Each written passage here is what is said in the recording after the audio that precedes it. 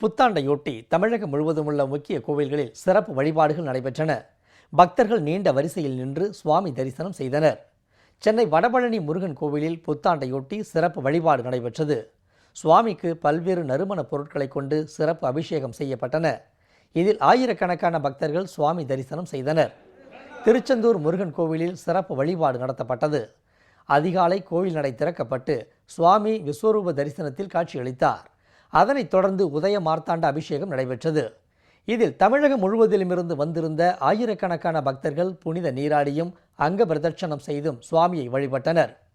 பழனி தண்டாயுதபாணி கோவிலில் லட்சக்கணக்கான பக்தர்கள் காவடி எடுத்து வந்து சுவாமியை தரிசித்தனர். மலைக்கோவிலில் உள்ள போகர் சன்னதியில் மரகத லிங்கத்திற்கு பால், பன்னீர், பஞ்சாமிர்தம், தயிர், விபூதி உள்ளிட்ட 16 வகையான பொருட்களால் அபிஷேகம் செய்யப்பட்டது. சைவ சமயத்தின் தலைமை பீடமான திருவாரூர் தியாகராஜ சுவாமி கோவிலில் சிறப்பு பூஜைகள் மற்றும் அபிஷேகங்கள் நடைபெற்றன. வன்மீகநாதருக்கு நடைபெற்ற சிறப்பு வழிபாட்டில் திரளான பக்தர்கள் கலந்து கொண்டனர். பஞ்சபூத ஸ்தலங்களில் அக்னி ஸ்தலமாக விளங்கும் திருவண்ணாமலை அருணாச்சலேஸ்வரர் கோவிலில் அதிகாலை நடை திறக்கப்பட்டு சுவாமிக்கு அபிஷேக ஆராதனைகள் நடைபெற்றன. லட்சக்கணக்கான பக்தர்கள் கலந்து கொண்டு நெய்விளக்கு தீபம் ஏற்றி அருணாச்சலேஸ்வரரை வழங்கினர். சிவகங்கை மாவட்டம் பிள்ளையார்பட்டியில் கற்பக விநாயகர் ஆலயத்தில் சுவாமிக்கு சிறப்பு அபிஷேக ஆராதனைகள் நடைபெற்றன. அதனைத் தொடர்ந்து நீண்ட வரிசையில் காத்திருந்த பக்தர்கள் சுவாமி தரிசனம் செய்தனர்.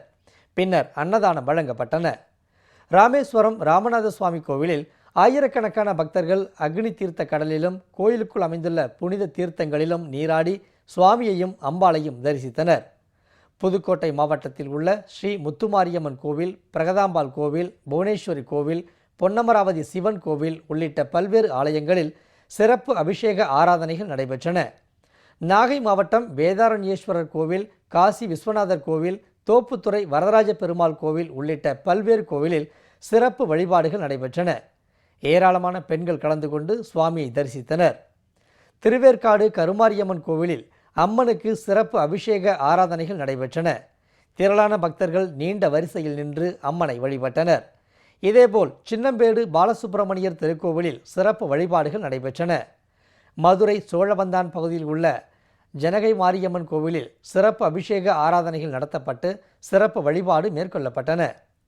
கரூரில் மாரியம்மன் கோவில், வேம்பு மாரியம்மன் கோவில், கற்பக விநாயகர் கோவில் உள்ளிட்ட பல்வேறு ஆலயங்களில் ஆங்கில புத்தாண்டை முன்னிட்டு சிறப்பு பூஜைகள் நடைபெற்றன.